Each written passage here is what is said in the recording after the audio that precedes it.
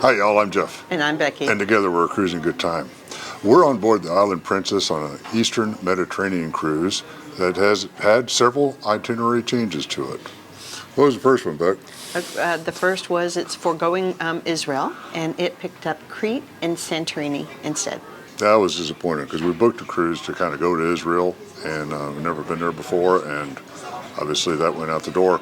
So they made those changes, and then just a couple days ago, we were late getting into Athens due to high winds. They couldn't let us dock until about lunchtime because the winds were so strong we couldn't get up into the dock to moor up there.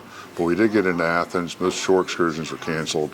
We just kind of did a hop-on, hop-off bus, went up into the Acropolis area and then up into the Plica.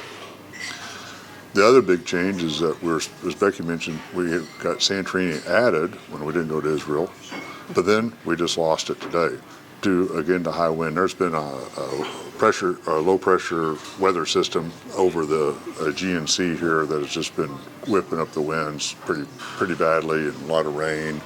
Not too cold, pretty cold for this area, but we've been having some 40, 50 mile an hour winds sometimes, so it's been a little bit rough. And you can't tender in with that high seas in Santorini.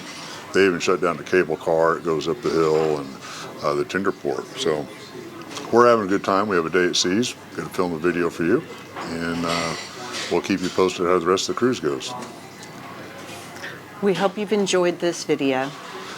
If you found the video useful, please give us a like, subscribe, and turn on those notifications. It really helps the algorithm find us.